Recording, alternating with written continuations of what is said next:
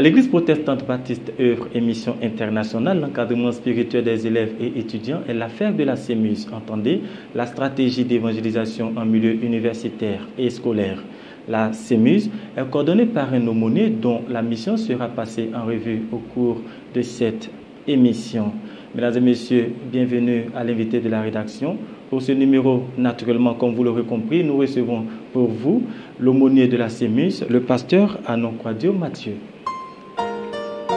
Bonjour pasteur. Bonjour. Veuillez vous asseoir s'il vous plaît. Pasteur, merci d'avoir accepté notre invitation. Nous parlons de la CEMUS qui n'est pas un département commun à toutes les églises en Côte d'Ivoire et même dans le monde. Alors, nos téléspectateurs voudraient tout de suite savoir ce que c'est que la CEMUS. Merci bien, mon frère. Je voudrais, avant de répondre à ta question, te dire merci beaucoup et dire merci à TV Chandelier pour tout ce grand travail qui s'effectue en faveur de l'Évangile. Pour la CEMUS, il faut dire que la CEMUS est la stratégie d'évangélisation en milieu universitaire et scolaire. Ce qui veut dire que cette stratégie intervient au niveau des élèves, que ce soit au sein de l'église ou à l'école. Et c'est l'action de la CEMUS. Et c'est ce que c'est que la CEMUS. Et quel est le rôle de l'aumônier qui dirige la CEMUS? Alors, l'aumônier est chargé de l'encadrement spirituel de nos élèves et étudiants. Et cette action de l'aumônier intervient dans le sens d'orienter nos élèves à non seulement à vivre la vie scolaire correctement, mais aussi que cette vie scolaire soit soutenue par la vie spirituelle qui va être une action en faveur de leur réussite scolaire. Sur quel champ d'action s'étend la mission de la CEMUS? Alors, comme je disais tantôt, la CEMUS intervient au niveau de l'Église. Et au niveau de l'Église, alors qu'est-ce que la CEMUS fait au niveau de l'Église? Alors au niveau de l'Église, la CEMUS édifie les élèves, les encourage, les oriente vers la vie spirituelle. Pour que, étant l'Église, ils aient à obéir à la parole de Dieu qui aura un impact sur la vie scolaire. Et c'est ce travail-là que la CEMUS organise. Et dans ce travail, la CEMUS cherche à promouvoir l'excellence au sein de l'Église. Nous voulons que nos élèves qui sont au sein de l'Église soient les meilleurs de la société. Alors ce travail est effectué au sein de l'Église. Alors, quand je parlais de champ d'action, je parlais des niveaux d'études qui sont pris en compte par la CEMUS. À partir de quelle année un élève ou un enfant est pris en charge par la CEMUS? Anciennement, la CEMUS avait pour action au niveau primaire, du primaire, le secondaire jusqu'à l'université, comme on dit dans les grandes écoles. Et maintenant, nous sommes en train de voir s'il n'est pas possible que la CEMUS intervienne même au niveau de la maternelle. Parce que aussi les enfants, les tout petits, ont besoin de l'évangile. Donc, nous comprenons que l'action s'étend. Nous cherchons à travailler de la maternelle jusqu'à l'université. Alors, on parle d'encadrement des élèves, des étudiants. Est-ce que le travail que fait la CEMUS avec ses ouvriers, ces individus, si on peut le dire ainsi, prend aussi en compte le volet éducation? Est-ce qu'il y a des renforcements, des cours de renforcement, des encadrements en matière académique pour ces enfants? Oui, il faut dire que depuis que la CEMUS a commencé son action, elle s'est souciée, comme je l'ai dit, au bien-être de l'élève sur le plan spirituel. Concernant le nouveau livresque, la CEMUS emploie des stratégies pour qu'il y ait des mises à niveau au niveau des élèves. Nos frères qui sont étudiants, qui ont atteint quand même un niveau de connaissances livresques, organisent des séances de cours de rattrapage au niveau des jeunes gens qui en ont besoin. Donc voici un peu les stratégies que nous employons pour qu'il n'y ait pas un moment de frottement, un moment de laisser aller au niveau de nos frères qui sont encore élèves, qui ont besoin vraiment de l'aide. Donc nous faisons appel à ces grands frères, pour que des cours leur soient dispensés. Et vous avez noté des résultats sur le terrain? Oui, il faut dire que avec le rapport de l'année passée, il s'est trouvé que l'année passée, nous n'avons pas eu la FENAS qui est une fête nationale pour récompenser les élèves qui ont été brillants à cause de la situation sanitaire. Et les autres années, est-ce qu'on a eu à primer des élèves qui, sur le plan national, ont quand même attiré l'attention? Oui, il faut dire que l'année surpassée, il y a eu cette fête qui a été organisée. Et cela a été fait pour honorer, pour promouvoir l'excellence. Et avec cette fête, la CEMUS arrive à exciter, à créer cette excitation, cette envie au-dedans des élèves, au milieu des élèves plutôt, pour que réellement les élèves cherchent à être les meilleurs dans les écoles, que ce soit les écoles primaires, que ce soit les écoles secondaires, même au niveau de l'université. Alors, pasteur, vous êtes à la tête de la CEMUS. Vous connaissez le niveau de vos élèves et étudiants. Quel pourrait être leur classement aujourd'hui sur l'aspect national? Est-ce qu'on peut dire que les élèves et étudiants de l'Église protestante baptiste Œuvre et Mission sont parmi les meilleurs sur la place? Oui, je peux le dire et je peux l'affirmer. Et nous souhaitons d'ailleurs même que cela soit plus que ce que nous avons comme résultat. Nos résultats commencent à évoluer à cause de ce que les parents, les pasteurs prennent du sérieux dans l'éducation des enfants. Et cette action que Dieu merci, que notre Père spirituel a eu comme inspiration pour que cette stratégie soit instaurée au sein de l'Église, dans le fonctionnement de l'Église, nous permet d'avoir des hauts cadres.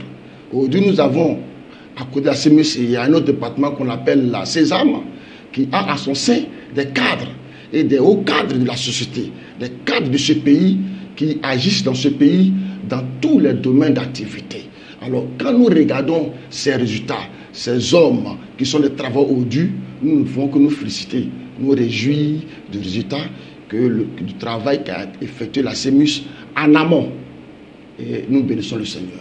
Merci, pasteur Anon Kwadio. Vous êtes le dernier aumônier nommé à la tête de la CEMUS et dès votre prise de fonction, vous avez fait une tournée dans les régions missionnaires d'Abidjan pour prendre le pouls de la situation. Quel était l'objectif de cette tournée et quel est le bilan que vous en faites aujourd'hui? Il faut dire que lorsque je suis arrivé, j'ai voulu d'abord rapprocher la CEMUS des élèves et étudiants. Après cela, chercher à montrer aux élèves et étudiants l'importance de la CEMUS et les amener à rechercher l'excellence. Prier pour que l'année scolaire en cours 2020-2021 soit une année meilleure pour nos élèves et pour nos étudiants.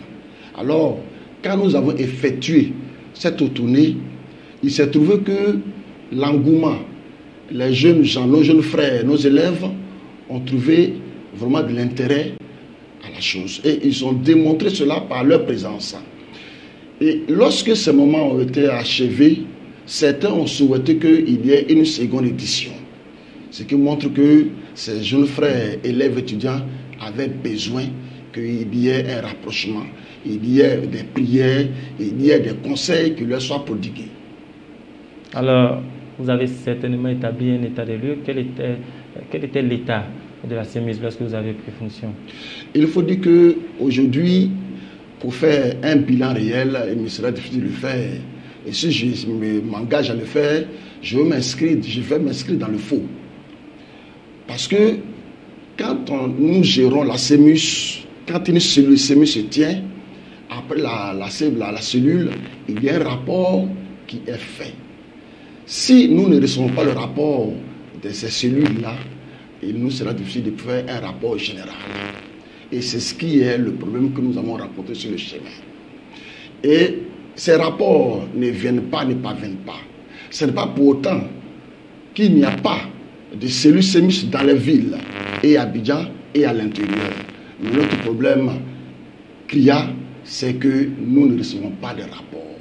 Et si je m'engage à leur instant pour faire un rapport, je m'inscris dans le faux. Donc je préfère que vous acceptez de souffrir, que ce soit la prochaine fois qu'il y ait un bilan qui soit fait. D'accord, on n'a pas de bilan chiffré, mais est-ce qu'au moins on peut être rassuré sur l'effectivité des cellules CEMUS au sein des établissements, à Abidjan notamment? Oui, à Abidjan, il faut dire qu'effectivement, il y a les cellules CEMUS. À l'université de Cocody, j'y ai été pour participer à une cellule CEMUS. Quand nous prenons les rapports de l'année passée, il s'est trouvé que la région de Cocody, principalement à la zone de Riviera, il y a eu assez d'établissements où les cellules ont eu lieu. Donc nous, avec les approches que j'ai pu effectuer auprès des élèves et étudiants, il s'est trouvé que des cellules se tenaient sans que la coordination ne soit informée. Et c'est toutes ces choses-là que nous voulons mettre en ordre pour que les informations nous parviennent, pour que réellement nous puissions donner un résultat ou bien des rapports fiables. Sinon, en réalité, les cellules se tiennent, mais nous ne recevons pas les rapports. Voici le problème. Alors, des retours qui nous sont faits, des retours sur le terrain, il revient de façon constante que dans certains établissements, les chefs d'établissement s'opposent catégoriquement à la présence ou à la tenue de cellules au sein de leurs établissements. Est-ce que vous avez rencontré aussi ce type de problème lors de votre tournée? Ok. Il faut dire que jusque-là, pour que nous puissions dire les choses telles qu'elles sont, il nous faut nous déplacer vers ces établissements, ces chefs d'établissement. Et la stratégie que nous avons déjà instaurée, c'est de chercher non seulement à stabiliser les cellules qui existent, à implanter et à promouvoir l'excellence. Mais pour que cela soit, il nous faut aller dans ces établissements. Et jusque-là, nous sommes en train de lancer les demandes d'autorisation d'ouverture des cellules. Et jusqu'à mon arrivée, je n'ai pas encore reçu un rapport me disant qu'un chef d'établissement a refusé catégoriquement.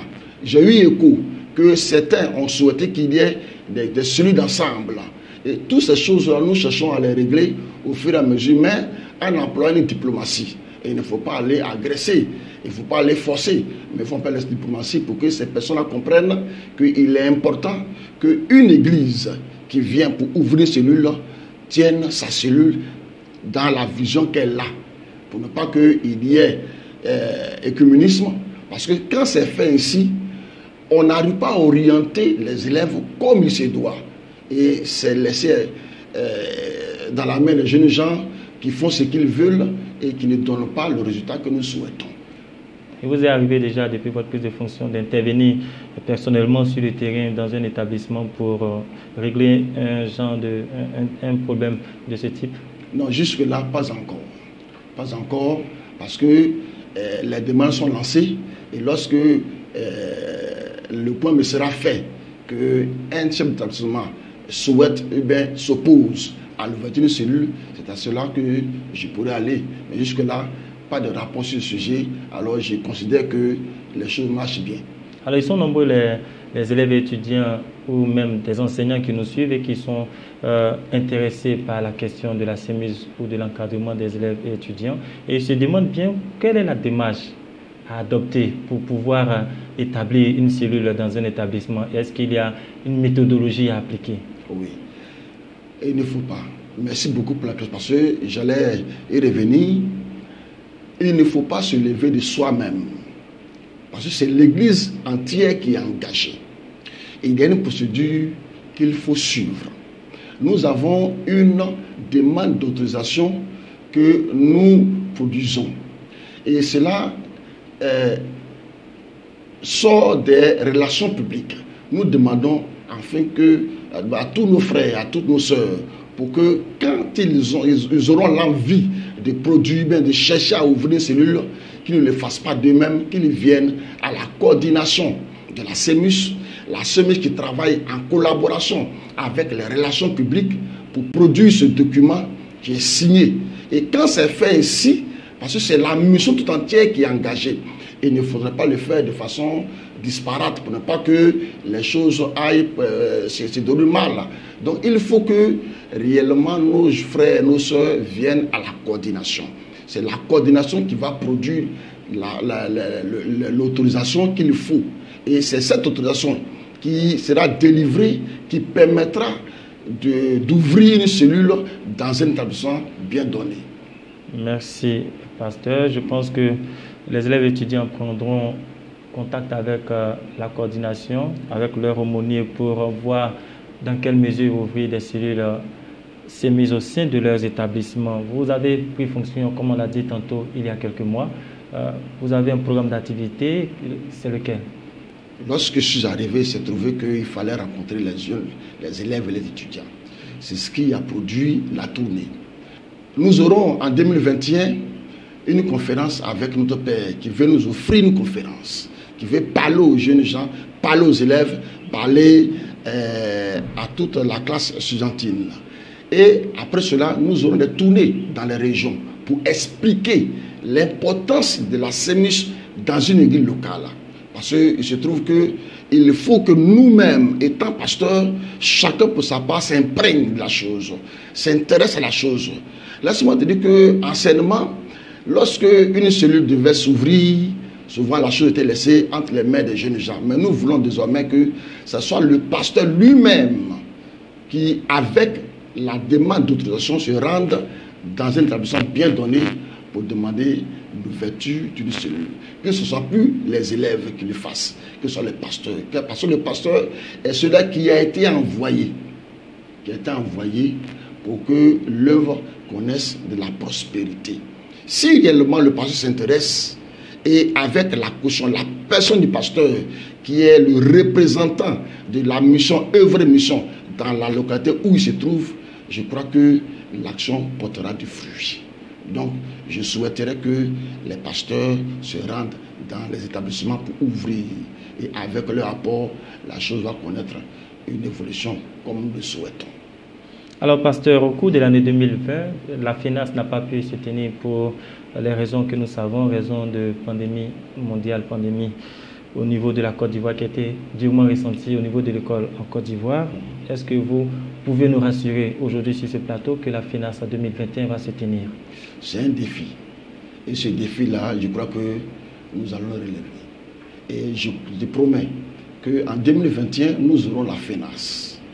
Et nous brûlons le désir que la date arrive tôt. Parce que nous voulons qu'en cette année, nos jeunes gens qui vont être les meilleurs, et nous souhaitons qu'ils soient les meilleurs, qui vont être les meilleurs, qui vont avoir une bonne note, une bonne moyenne, qui vont se distinguer parmi tant d'élèves, soient vraiment récompensés. Et que notre Père à tous, le prophète, le docteur John Robert, soit là pour prononcer des paroles de bénédiction sur la vie de tous les élèves. C'est vrai que certains seront récompensés, mais tous les autres auront la bénédiction du Père. Et je te promets qu'en 2021, nous aurons la FENAS. Donc rendez-vous est donc pris pour la FENAS en 2021. C'est ça. Je voudrais vous poser une question assez spécifique. Nous prenons l'exemple d'un élève ou d'un étudiant qui se trouve dans un établissement où il n'existe aucune cellule de la CEMUS. Comment cet élève ou étudiant doit se comporter? Je te dis merci beaucoup parce que c'est ce qu'il faut savoir. Parce qu'il se trouve que de nos jours, nos jeunes frères, nos jeunes sœurs qui sont élèves étudiants, étant dans un établissement, l'établissement où on n'a pas de cellules, ces jeunes gens croisent les mains. Et chez eux, comme il n'y a pas de CEMUS, alors il faut croiser les mains, il faut rester là sans rien faire. Mais c'est là le mal. Parce que l'élève doit savoir que le fait qu'il est dans l'établissement, c'est pour que des palus, il y ait des hommes, des femmes qui soient gagnés à Jésus-Christ. Alors, il doit savoir qu'il est envoyé. Là où il est un envoyé. Et il doit se saisir de cette mentalité pour que des palus, il y ait une cellule qui se crée. Il ne doit pas se croiser les mains, il ne doit pas croiser les bras, se dire non, mais écoutez, je suis seul-là, donc ce n'est pas la peine. Non, non, non, non. Bien au contraire, il doit se dire qu'il est évangéliste, il doit se dire qu'il est celui-là sur qui nous devons compter pour implanter. Alors, il doit se dire qu'il est envoyé, il doit s'atteler à l'implantation de la cellule dans son établissement. Autrement dit, tous les élèves étudiants, où qu'ils soient, doivent être des apôtres de la CEMUS. C'est ça. Alors, pasteur, dans le fonctionnement, intéressons-nous à présent au fonctionnement pratique des cellules de la CEMUS. Dans leur fonctionnement, ces cellules-là rappellent les cellules au niveau d'un autre département de l'Église, qui est le ministère chargé de l'encadrement de la croissance, qu'on appelle communément Église de maison. C'est ça. Y a-t-il une différence entre les cellules CEMUS et les cellules des églises de maison? Ok, je crois que dans le fond, il n'y a pas de différence. Parce que le même message est l'évangile, l'encadrement de ces personnes. Dans la forme, on constate quand même une petite différence. D'abord, dans les appellations d'ailleurs. Nous commençons par église des maisons. C'est une église qui tient dans une maison. Et dans l'église des maisons, il y a un certain nombre de personnes que nous voulons avoir dans l'église des maisons. Au plus 10, ça peut augmenter un peu, mais le quota c'est 10. À l'école, ce n'est pas une église des maisons, c'est une cellule scolaire. Là-bas, le nombre qu'on a avoisine le nombre que nous avons dans les églises locales. Et à l'église des maisons, l'étude est conçue à la coordination et est dispensée, la même étude dispensée dans toutes les études, le même dimanche, la même étude, tout le monde doit recevoir la même étude, doit l'avoir en même temps. Par contre, dans les cellules scolaires, le tenant prépare le message et fait la prédication comme nous le faisons dans les cultes. Il fait la prédication, il donne le message. Et ce message est donné selon l'inspiration qu'il a et selon la vie du peuple qu'il a devant lui. Quand il parle du peuple, il parle des élèves étudiants. Et là-bas, il peut avoir programme de délivrance. Il peut avoir veillé. Par contre, dans l'église de maison, il peut avoir veillé, délivrance, mais ce sera restreint. Par contre, à l'école, c'est encore plus élargi. Et on peut avoir plusieurs activités. À l'école, on peut avoir des conférences. Dans la cellule, ils sont un nombre réduit. Il n'aura pas le temps de conférences parce que le temps est vraiment limité. À l'école, là-bas, il y a le temps de la conférence. On peut faire les veillées, on peut faire certains programmes que nous tenons à l'église, dans l'église locale. Donc, dans la forme, voici un peu ce qui diffère. Mais dans le fond, la chose est la même. Alors, avant d'en revenir aux églises de maison, il y a une question qui me vient. Qui est habilité à diriger une cellule de la CEMUS? Un ouvrier, un baptisé. Celui qui est habilité à diriger, c'est un ouvrier, un baptisé. Baptisé déjà à l'église, qui est ouvrier, qui peut être ouvrier de plusieurs des autres départements, tels que l'évaluation, église et maison, mais qui élève. Il faut d'abord que ce soit un baptisé et qui est reconnu comme baptisé. Il peut être d'un autre département, ou bien il peut être spécialement du département de la CEMUS. Nous souhaitons d'ailleurs, pour nous ouvrir une parenthèse, nous souhaitons d'ailleurs que les tenants soient des ouvriers de la CEMUS. Avec eux, nous pourrons faire un travail et avoir un rapport sûr. Pasteur, dans les critères que vous donnez, je n'ai pas entendu le critère du rendement académique. Est-ce que ça ne compte pas les résultats que cet ouvrier chrétien peut avoir au niveau de l'école? Il faut dire que ça a une place importante. Ça a une place importante parce que l'ouvrier doit être un témoignage. C'est pourquoi tout à l'heure j'ai parlé de l'importance d'une église, d'une CEMUS dans une église locale. Sur ce point, nous demandons à ce que l'ouvrier soit un modèle. Un modèle sur le plan spirituel. Sur le plan académique, il doit être un modèle. Alors, merci pasteur. Mais il serait quand même détonnant qu'un élève qui compte parmi les derniers de la classe fasse la promotion d'une cellule de prière et que celui-là soit suivi comme un leader. Il faut dire que ta préoccupation elle est légitime parce qu'elle est très importante à cause de ce que l'élève qui tient la CEMUS, s'il est parmi les derniers, s'il est même dernier, s'il a une mauvaise moyenne, son message ne passera pas. Parce que nous disons aux frères, aux sœurs, qu'ils fassent un effort. Avant que l'évangile ne soit annoncé par eux, qu'ils fassent un effort d'être au nombre des meilleurs. Il faut que leurs résultats annoncent déjà cet évangile. Effectivement. Parce que c'est très important dans la proclamation de l'évangile. Surtout dans le niveau scolaire et universitaire. Alors, nous allons revenir aux différences entre CEMUS et entre cellules CEMUS et cellules église de maison. Dans leur pratique, ces cellules, dans leur objectif en tout cas, ces cellules-là se rejoignent un peu. Est-ce que dans la pratique, au niveau de vous les aumôniers, est-ce qu'il y a une forme de collaboration entre Église de Maison et CEMUS? Il y a une collaboration franche. Il faut dire que ce qui fait que la CEMUS est logée aux Églises de Maison. La CEMUS est logée aux Églises de Maison, au champ des missions Églises de Maison. Nous, comme mon collègue de la Sésame aime le dire, on est CEMUS et on meurt à la Sésame. Pour dire que quand tu es élève, nous souhaitons que tu sois meilleur et que après ta formation, tu sois un travailleur, un fonctionnaire, etc., etc. Pour dire que il y a une collaboration entre nous. Quand nous finissons, nous entretenons, nos enfants, nos élèves ont des diplômes qu'il faut, la Sésame prend le relais pour qu'ils soient insérés dans la vie sociale. Donc, c'est ce que nous faisons. Et quand il s'agit même des églises et maisons, quand l'enfant quitte l'école et quand il y a les cellules, églises et maisons au niveau des jeunes gens, ils y vont. Ils doivent participer aux églises et maisons quand il s'agit des programmes de l'église. Ce qui fait que l'ouvrier d'église et maison dans l'église a un droit de regard sur l'élève, l'aide. Et les deux, ouvriers de la CEMUS, ouvriers d'église et maison, les deux, dans leurs efforts, contribuent à l'évolution et spirituelle de l'élève et l'évolution scolaire également. D'où l'importance de dire aux frères, aux sœurs, qu'il ne faudrait pas qu'on pense qu'il y a une différence. Non, non, il n'y a pas de différence. C'est la même action, le même but que nous voulons atteindre.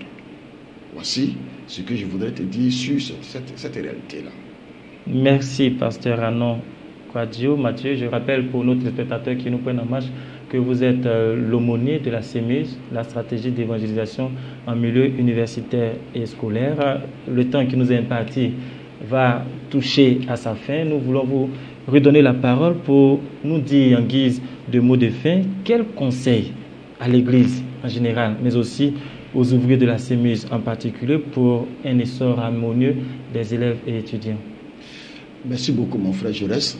Avant que je ne dise le mot de fin, je voudrais réitérer mon remerciement à l'endroit de notre père, le docteur Dion-Aye Robert, comme je l'ai dit, qui a eu la vision de l'encadrement des élèves et étudiants. Remercier également l'apôtre Atebi, qui est le coordinateur des églises et maisons, sans oublier l'apôtre Mongbe, qui coordonne la jeunesse, parce que c'est avec tout ce lot, sur ces activités-là que nous pourrons vraiment réussir au niveau des élèves et étudiants.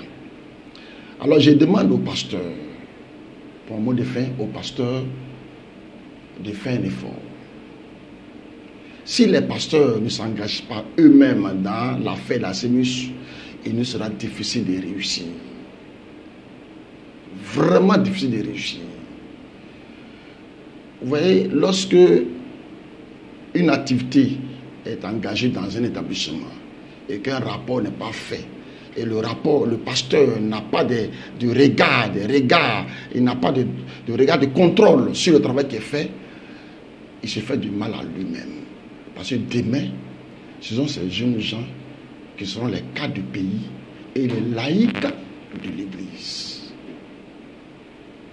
Également aux élèves, leur dire, parce qu'il y a plusieurs ici qui viennent à l'Église, étant à l'école, ne se soucient pas, ne se donnent même pas de la peine pour aller voir ce qui se passe dans la cellule CEMUS. Pendant qu'il y a cellule dans leur établissement, ce n'est pas leur souci. Ils ne font pas de ça un souci. Alors j'encourage les jeunes gens, les élèves étudiants, de se rendre dans les cellules CEMUS pour que non seulement de par eux, les autres soient bénis, mais aussi eux-mêmes soient également bénis et qu'ils soient des éléments qui vont permettre à la CEMUS de grandir. Parce que j'ai foi, la CEMUS grandira au nom de Jésus-Christ. Et nous disons Amen. Et c'est sur cette note d'espoir que nous allons nous arrêter pour ce numéro de l'invité de la rédaction qui recevait pour vous le pasteur Anon Kwadio Mathieu, aumônier de la CEMUS, la stratégie d'évangélisation en milieu universitaire et scolaire, qui est un département de l'Église protestante baptiste œuvre et mission internationale. Merci de nous avoir suivis et à très bientôt.